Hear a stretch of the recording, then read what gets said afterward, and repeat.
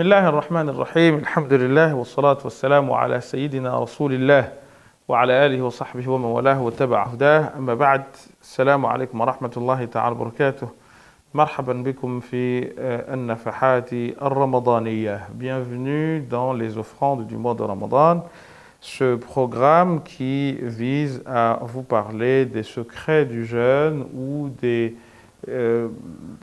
corollaire ou des différents corollaires du jeûne.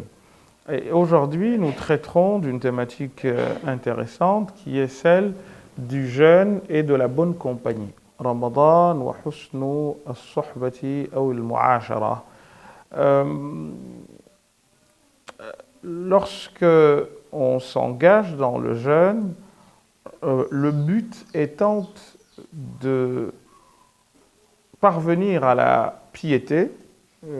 لعلكم تتقون كتب عليكم الصيام كما كتب على الذين من قبلكم لعلكم تتقون.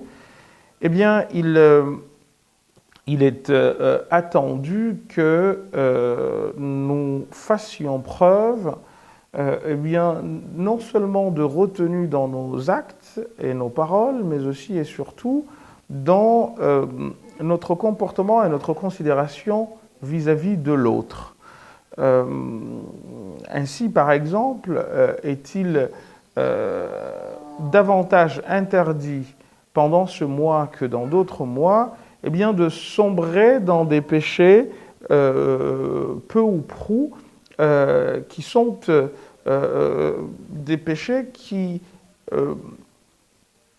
lient la personne à son semblable dans le mal. C'est-à-dire, par exemple, le fait de mal parler de quelqu'un, le fait de parler sur son dos. Il y a un hadith que nous retrouvons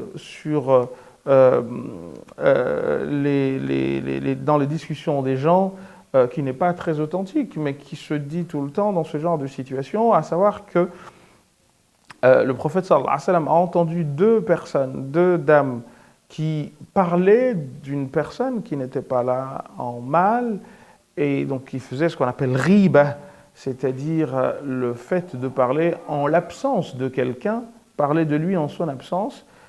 Et là-dessus, on sait que l'islam nous apprend, comme le hadith, le prophète nous l'apprend, que an tadhkura akhaka bima yakrahu, c'est que tu parles de ton frère au sujet d'une chose qui lui déplairait. Un compagnon a dit walaw kuntu sadiqan, même si je dis la vérité. Le prophète a dit in kunta sadiqan faqad ightabta, si tu dis vrai, c'est que tu as parlé sur son dos. Or, c'est ce qui est haram. Wala yaghtab ba'dukum ba'da, dit le Coran. Wa in kunta kadhiban faqad zalamta wadh-dhulmu dhulumatun yawm al-qiyamah. Si tu mens à son sujet, bien qu'il soit absent, eh bien, c'est que tu as été injuste à son endroit, et l'injustice, ce sont des ténèbres le jour du jugement. Alors, ces deux personnes se sont mises à parler sur le dos, ces deux dames se sont mises à parler sur le dos d'une de leurs connaissances, et le prophète sallallahu alayhi wa sallam les a fait venir et leur a demandé de vomir en leur disant « Qiya ». Et en vomissant, elles ont « Qiyata daman ». Elles ont vomi du sang. Et le prophète leur aurait dit هذا لحم أخيكم أختكم أو زميلتكما أو كذا. C'est la chair de la personne que vous venez de manger. Et d'ailleurs, le Coran utilise cette métaphore très lourde, une métaphore cannibale. يحب أحدكم أن يأكل لحم أخيه ميتا. Est-ce qu'un de vous souhaiterait, accepterait أيحب أحدكم? Et le Coran ici utilise un terme assez fort, أيحب أحدكم. Est-ce que un de vous aimerait, accepterait ou ferait avec plaisir cet acte de cannibalisme, commettrait cet acte de cannibalisme avec plaisir? أن يأكل لحم أخيه ميتا. Est-ce que c'est quelque chose qui lui plairait, qu'il ferait avec plaisir, c'est-à-dire manger la chair de son frère mort? فَكَرِهْتُمُوهُ. C'est quelque chose qui vous déplairait naturellement, puisque vous avez été ainsi fait. Un peu comme si le Coran nous disait « Ayuhibbu ahadukum an yakhtaba akhihi fakarihtumuh » C'est comme si le Coran disait est-ce que un de vous accepterait, aimerait parler sur le dos de son frère, ben fakarihtumuh, c'est quelque chose que vous n'aimeriez pas faire. Et voyez-vous, là j'ai juste remplacé ce que le Coran a utilisé comme mot an ya'kula lahma akhihi, cette expression, eh bien, cette expression ou cette locution verbale est synonyme de an yartaba an yuhibbu ahadukum an yartaba akhahu. Est-ce que un de vous accepterait de parler sur le dos de son frère? Fakarihtumuh, c'est quelque chose qui vous déplairait. Et donc, voyez-vous combien le Ramadan est là pour nous aider à être dans cette bonne compagnie, parce que personne n'aime qu'on parle de lui en mal, notamment en son absence. C'est quelque chose qui fait mal aux gens tant qu'on n'a pas bien compris qu'au fond, ce sont des gens qui nous lavent de nos péchés. Parce que quand tu atteins ce niveau-là, dès lors que tu sais que ce que l'on dit sur toi n'est pas vrai, tu laisses les gens dire et tu demandes pardon à Allah subhanahu wa ta'ala pour eux. فبما رحمة من الله لنت لهم ولو كنت فظا غليظ القلب لانفضوا من حولك فاعف عنهم, apprends à leur pardonner, واستغفر لهم, et demande pardon à Dieu pour eux. Et c'est le summum de l'amour, c'est que ce que tu me fais, non seulement je ne viens pas t'embêter pour ce que tu me fais, mais en plus je demande pardon à Dieu pour toi. Et puis, il y a un autre avantage dedans, c'est que c'est peut-être ce qui te sauvera le jour du jugement. Parce que des gens ont mangé de ta chair, ont calomnié sur toi. Donc, les anciens, quand quelqu'un venait leur dire que quelqu'un a mal parlé d'eux, ils partaient avec des cadeaux. C'est ce qui nous est raconté, nous est rapporté de l'imam al-Hassan al-Basri, qui partait avec des fleurs ou des cadeaux voir la personne dont on a dit qu'elle avait parlé de lui. Et donc le Ramadan est là pour créer cette ambiance, la rendre encore plus forte. Marliche, parce que en fait, après recul, si quelqu'un parle mal de toi, ça te fait quoi? En quoi ça change ta vie? Alors naturellement, au début, on est atteint, parce qu'on est humain. Mais l'idée, c'est d'arriver à dépasser cela et à se mettre au-dessus de la mêlée. Et de considérer celui qui te loue au même niveau que celui qui t'insulte.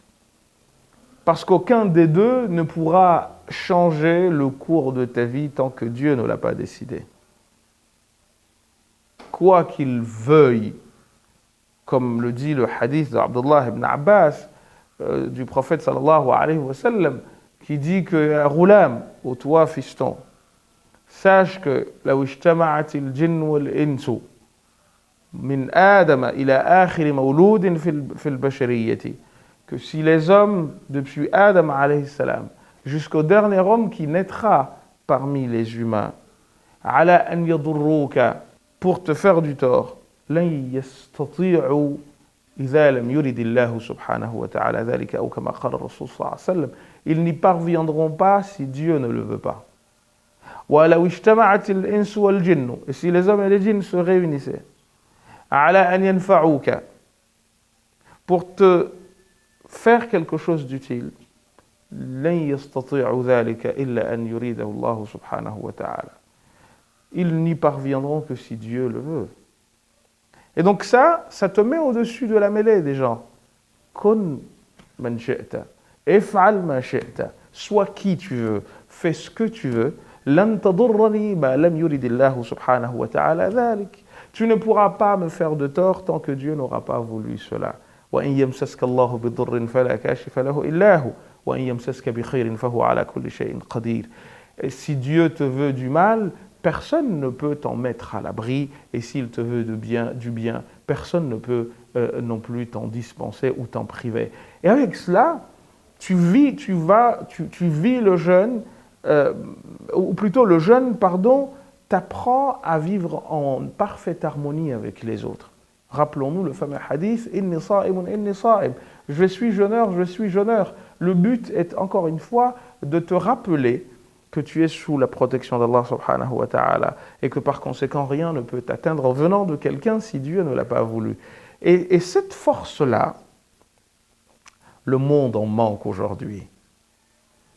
Cette force qui fait que finalement, quoi que disent les gens, quoi que fassent les gens, toi tu as des principes sur lesquels tu ne transiges pas. Ça ne veut pas dire que tu ne peux pas être en tort, que tu ne peux pas te tromper. Mais c'est une chose de se tromper, c'en est une autre de céder à ce que un ou deux ou trois ou quatre ou même le monde entier vont dire parce que tu as peur que ces derniers disent ceci ou cela. Parce qu'il ne faut jamais oublier une chose. Celui qui, parce que tu auras fait quelque chose qui lui aura plu, va t'applaudir, demain si tu fais quelque chose qui lui déplaira, eh bien, il te lapidera ou t'insultera. Parce qu'en réalité, les gens ne t'aiment pas pour ce que tu es, mais ils t'aiment pour ce que tu leur rapportes. Les vrais amours sont ceux, justement, qui ne reposent pas sur un intérêt que la personne te procure, mais plutôt sur l'amour de la personne en tant que telle. On peut être critique de cette personne, mais comme une mère, comme un père, peuvent à un moment donné en vouloir à leur enfant, mais c'est passager. Parce qu'ils veulent l'être, ou l'étant, comme ils veulent l'être de la personne, et pas son étant. Bon, c'est l'enveloppe, comme dirait Heidegger, mais c'est, ce qui compte, encore une fois, c'est l'être de la personne. Je ne t'aime pas pour ce que tu as ou ce que tu fais, mais pour ce que tu es. Ça, c'est le vrai amour. Et le jeûne, il est là pour te rappeler cela, pour t'enseigner cela. Mets-toi au-dessus de la mêlée. Qu'il te cherche des problèmes à gauche et à droite, peu doit t'importer, puisque ce qui compte, c'est que tu sois en harmonie avec ton Créateur. N'oublie pas une chose, Dieu dit à ton endroit, « Taraka abdi » mon serviteur, il s'approprie ta personne, on dit tu es de lui. Taraka abdi, et quel honneur, mon serviteur a abandonné ta'amahu, sa nourriture, wa sharabahu, et sa boisson, li ajli pour moi. Fassawmu li, le jeûne m'appartient, wa ana ajib, et c'est moi qui vais en donner les récompenses. C'est quelque chose de très fort. Comment peux-tu atteindre ce niveau et t'abaisser au jérémiade des humains et de tout ce qui peut en émaner? Ce n'est pas logique. C'est comme dirait Shafi'i dans un de ses poèmes,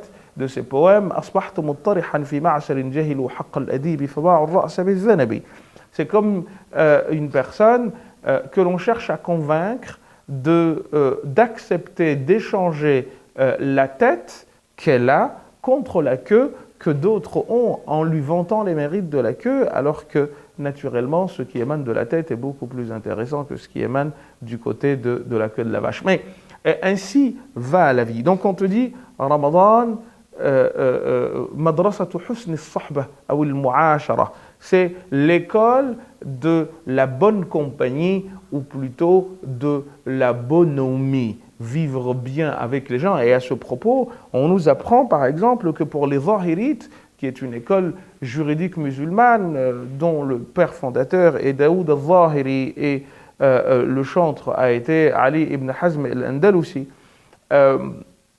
l'école Zahirite considère que le fait de mentir rompt le jeûne. Exactement comme Aïcha considère que mentir ou calomnier, dire des grossièretés, annule les ablutions. C'est d'une force incroyable. Il y a un hadith que vous trouvez chez Ashab al-Sunan qui dit que le prophète sallallahu alayhi wa sallam a dit Man lam